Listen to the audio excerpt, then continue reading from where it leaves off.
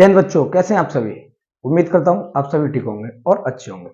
तो बच्चों, हमारी प्रश्नावली 1.3 चल रही थी, ठीक है। उस प्रश्नावली 1.3 में हमने 5 क्वेश्चन कर लिए हैं। अब हम चलते हैं क्वेश्चन नंबर 6 की तरफ। आज की क्लास ज्यादा बड़ी नहीं होगी, 6 और 7 होंगे, ठीक है। इससे अगली वाली क्लास में हम एक्सरसाइज समाप्त कर देंगे। तो क्वेश्चन नंबर 6 क्या कह रहा है कि P बटे Q के रूप की परिमेय संख्या के अनेक उदाहरण लीजिए। हमें परिमेय संख्या के उदाहरण लेने हैं जो P बटे Q के रूप में हो। और इसमें एक ये भी कह रहा है कि हमारा Q 0 नहीं होना चाहिए, Q 0 नहीं होना चाहिए और कुछ भी हो। इसके हमें उदाहरण लेने हैं, कितने भी ले सकते हैं, ठीक है। 2 4 आपके मन में है जितना लीजिए। जहां P और Q हमारे पूर्णांक है। आप पूर्णांक जानते हैं, मैंने बताया था कि प्लस की संख्याएं, माइनस की संख्याएं और 0 हमारे पूर्णांक होते हैं, जिनका एक के अतिरिक्त अन्य कोई उभयनिष्ठ गुणनखंड नहीं हो। जो ये P और Q हैं, इनका उभयनिष्ठ गुणनखंड सिर्फ एक होना चाहिए, उसके अतिरिक्त कुछ नहीं होना चाहिए। आपको P और Q ऐसे लेने हैं जिसका उभयनिष्ठ गुणनखंड एक हो, मतलब HCF एक आना चाहिए, ठीक है। मासापा एक आना चाहिए। और कह रहा है और जिसका शांत दशमलव निरूपण है। प्रसार में लेना हमें शांत दशमलव लेना है, ठीक है। कैसा लेना? शांत दशमलव। दशमलव पढ़ाया था, उसमें बताया था मैंने शांत कैसे आते हैं, अशांत कैसे आते हैं, ठीक है। अभी बताता हूं उसे भी। क्या आप यहां अनुमान लगा सकते हैं कि Q को कौन सा गुण अवश्य संतुष्ट करेगा? तो देखिए, शांत के लिए मैंने बताया था क्वेश्चन नंबर 6 का आंसर, P बट्टे Q के रूप में हमें संख्या लेनी है और इन दोनों संख्याओं का हमें उभयनिष्ठ गुणनखंड जो है, सॉरी बराबर लगा लीजिए, इनका उभयनिष्ठ जो है वो एक होना चाहिए। उभयनिष्ठ गुणनखंड इसका एक होना चाहिए, ठीक है। अब हमें देखिए एक होना चाहिए, बट हमें क्या बताना है कि ये हमारी शांत भी होनी चाहिए साथ में। तो हमेशा ध्यान रखना, जब शांत की बात आ गई तो आपको नीचे या तो 2 4 8, मतलब नीचे आपको हमेशा लेना है 2 की पावर कुछ भी हो, 2 हो या 2 की पावर कुछ भी हो। और हमें लेना होगा 5 की पावर कुछ भी हो, ठीक है। चाहे 2 की पावर कुछ भी हो, चाहे 5 की पावर कुछ भी हो। और हमें ये भी लेना होगा कि 2 की पावर कुछ भी हो और 5 की पावर कुछ भी हो। मैंने जब शांत पढ़ाया था तो बताया था कि अगर अगर नीचे अगर 2 है या 2 की कुछ भी पावर, मतलब 2 की पावर 1 2 3 4, तो 2 की पावर वाला कुछ भी हो, अगर उससे भाग लग रहा है तो वो संख्या हमेशा शांत दशमलव होगी। ऐसे इसमें 5 की पावर कुछ भी हो, अगर उसका भाग लग रहा है तो शांत होगी। यहाँ पे अगर 2 की पावर कुछ और हो और 5 की पावर भी कुछ और हो और उन दोनों का गुणा करके लिखा हुआ है, जैसे कि 100 ले लीजिए। 100 में जब आप इसके फैक्टर काटते हैं तो 2 से ये 50 बार, 2 से ये 25 बार, 5 से ये 5 बार और 5 से 1 बार।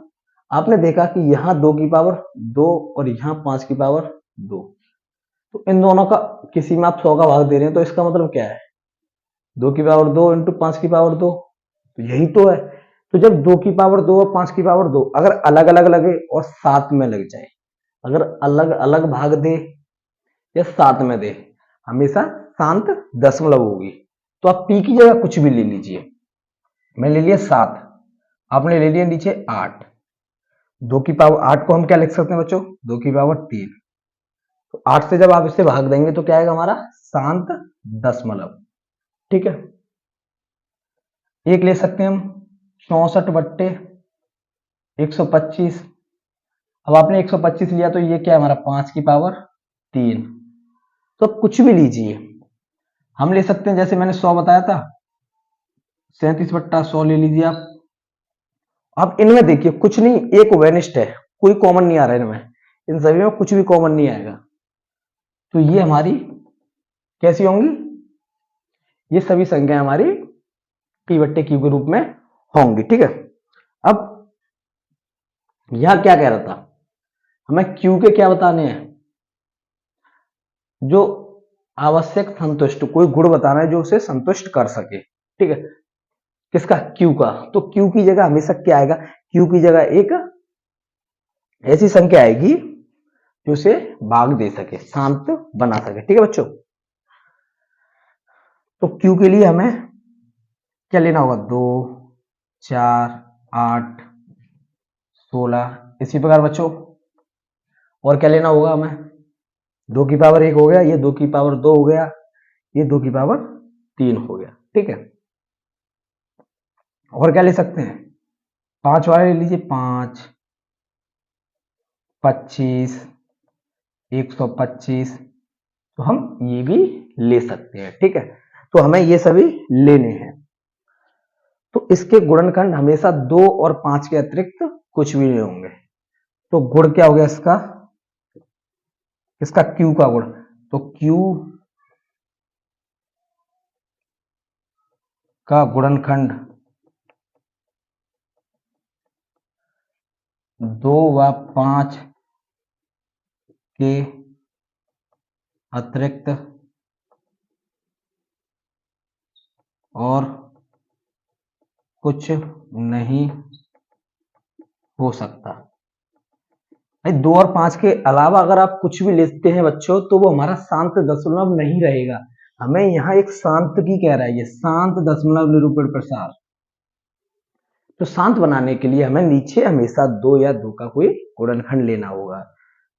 ठीक है, 2 या 2 का कोई गुणनखंड लेना होगा, सॉरी गुणनखंड नहीं, 2 की या 2 की कोई घात लेनी होगी।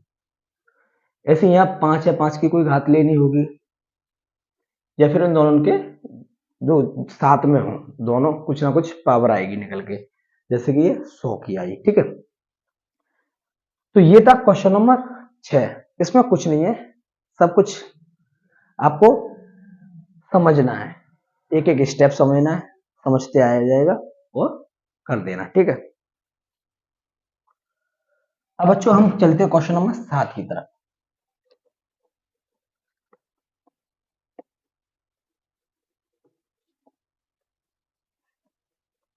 देखिए क्वेश्चन नंबर 7 क्या कह रहा है, ऐसी 3 संख्या लिखिए जिनके दशमलव प्रसार अनवांछनीय अनावृत्ति, अनवांछनीय अनावृत्ति। तो क्वेश्चन नंबर 7 है बच्चों, हमें ऐसी 3 संख्या लेनी है, उनका जो 3 संख्या है वो हमारी ऐसी होनी चाहिए, अनावृत्ति वाली, अनवांछनीय अनावृत्ति। मतलब जैसे कि अपनी भाषा में मैंने सिखाया था, अशांत दशमलव मैंने पढ़ाया था। अशांत दशमलव मैंने 2 प्रकार बताए थे बच्चों, अशांत दशमलव में मैंने 2 प्रकार बताए थे। उन 2 प्रकारों में हमारा एक था अशांत पुनरावृत्ति और एक था अशांत अनावृत्ति। तो पुनरावृत्ति वाला तो जो बार बार आए, जो हमने कल की क्लास में किया था, 6 6 6, 4.777, 4.888, इस प्रकार के क्वेश्चन जो होते हैं वो हमारे पुनरावृत्ति वाले होते हैं। और अनावृत्ति वाले होते हैं जैसे कि √2, √3, अब पाई ले लीजिए। हम इन 3 उदाहरण देने, हम इन 3 के देना है। ठीक है, मैं इन तीनों को ही दूंगा। तो √2 की वैल्यू बच्चों होती है 1.414, और बच्चों ये चलती जाती है, ये रुकती नहीं है, इसके हमें पता नहीं है कहां तक जा रही है, कोई पता नहीं है। √3 की वैल्यू होती है बच्चों 1.732 dot dot dot dot dot, इसका भी कुछ नहीं पता। ठीक है, ऐसी पाई की वैल्यू होती है बच्चों 3.14159 डॉट डॉट डॉट डॉट, ये भी चलते जा रही है, इसका भी कुछ नहीं पता। तो ये होती है हमारी अनावृत्ति अनवांछनीय वाली। जैसे कि मैंने लिखा 1.23, 230, 2300, 23000, 23000। तो ये संख्या आप देख रहे हैं, कोई क्रम नहीं है इसमें, हमें नहीं पता कहां तक जाएंगी ये, जो पॉइंट के बाद तितर पितर, मतलब कुछ भी, कोई सीक्वेंस नहीं, कोई कुछ नहीं, कोई मालूम नहीं पड़ा, कोई जो अंक है हमारा बार बार नहीं आ रहा। तो ऐसी संख्याओं को हम अनावृत्ति अनवांछनीय वाली कहते हैं। ठीक है,